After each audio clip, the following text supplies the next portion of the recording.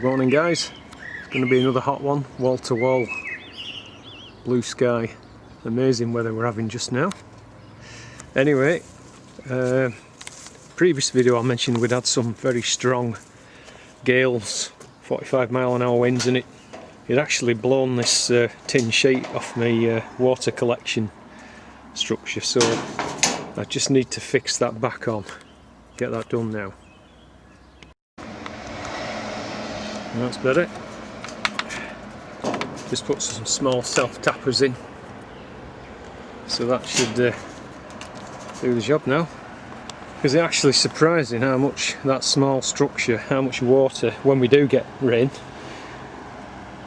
and I've linked these butts together now so that when that's full, that will flow into that one, and then that one into this one. But the only mistake I made, I put this too low, so what I need to do when that's empty, which won't be long, is just raise it up on some breeze blocks so that if you like, there's no fall, so when that gets full the water will stop going into there and it'll fill this one up again.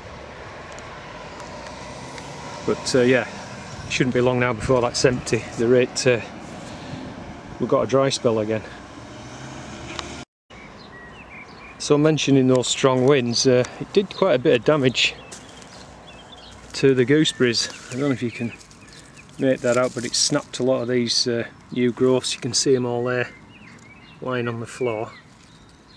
Some of the fruit it blew off. And on this one here, you can see them all kind of snapped off.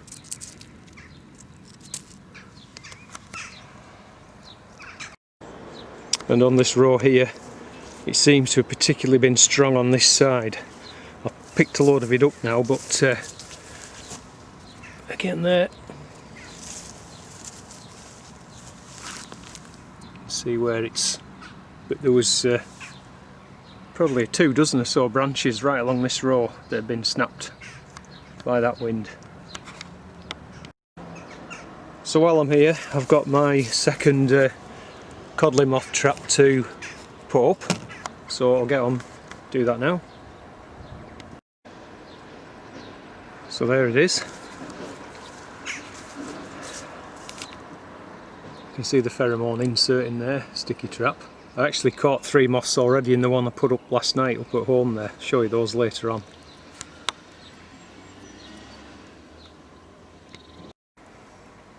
Almost forgot to mention my shiny new galvanised incinerator. This one here, the old one, I got that for free actually a few years back, but the base went completely rotten and just disintegrated. I was having a look at it yesterday, and I think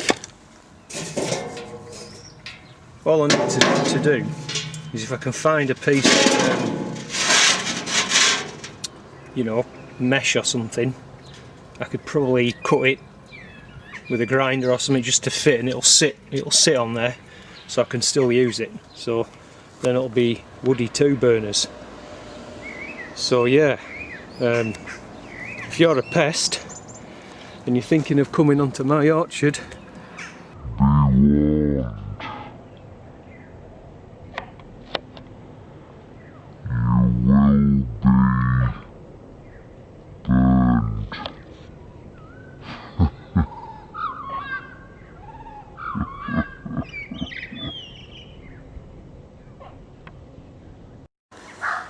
Marie in Canada, if you're watching, spinning you around, you're asking about the comfrey, how long between cuts. Well, it's ready to, it's come up to flower, so it's ready to cut again. I'm going to cut it now. When I get home and do the editing, I'll put the number of days or weeks or whatever into the as a caption or whatever you call it in the footage. Alright. Okay, so that's a nice wheelbarrow full. That's going to go over onto the composter on the plot, and again I'll sort of make a tally of the number of weeks till the next cut. And just quickly coming back to the subject of pest control, these are more of the infected pears that I've picked off the ground, so that's still ongoing process. So this is the coddling moth trap I hung up yesterday here at home. You can see there's actually 4 moths in there. That's just from yesterday overnight. I'll try and if I can just to... They're not a very big moth, sort of darky brown, like a wedge shape. I guess about I don't know, 8mm, 9mm long, something like that. But boy, do they cause some damage. So I'm gonna guess if there's just 4 in one night, I'll keep checking and see how many we've got over 7 days. And I've already made a note in the diary to spray with the BTK next Friday.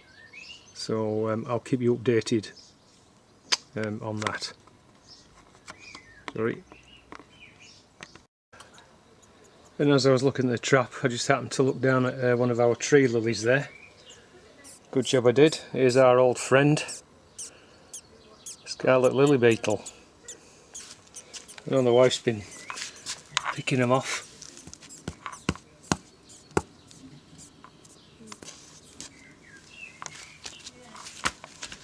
Damn it, he got away on me. I'll have to go and capture him. Yep, I caught him. Bark grafts are doing well. Where I get, that's the original variety. So if I see those, you just want to rub them off so they're not competing with the graft. This particular scion has got flowers on, so as soon as the flowers have dropped, if it tries to set fruit again, I'll just pinch those off and allow it to grow leaf. And again, that's the 3rd one, similar thing. I don't know if you can see it just around the side, there's another little leaf growing there. Just pinch that off. But there, it's looking healthy, it's looking good. And as I'm just walking around amongst the trees, this is what you want to do from time to time. Can you see these guys?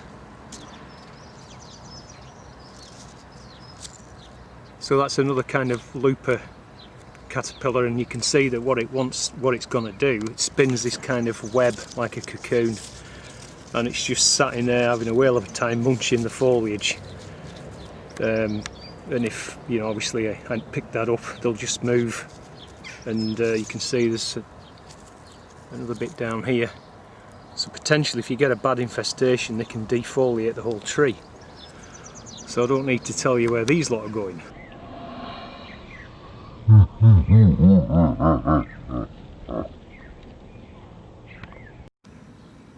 So there's a bit of a closer shot. They make this kind of little tent, and it's full of them inside there. See, they have this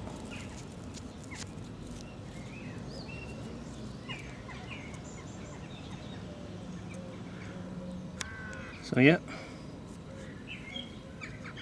watch out for them. I'm just looking at this tree which has been regrafted. It had the branch snapped off there last year, but I'm just looking at it now, getting right down underneath there. I don't know if you can see, looks like damage. I don't know if that's canker or not, but I might, there's a shoot there, so I might cut it off. I know that looks like a, but eventually I think that's gonna just either snap or start, if it is canker, it'll start just become a pool of infection. So I might just cut that branch off, and that will allow this shoot to come up, which would be actually a better place to shoot, because this one's sort of like on the ground. So I did cut that branch off. It does look like it's canker, so probably just as well to get that removed, and then it'll be burnt on this fire thing here.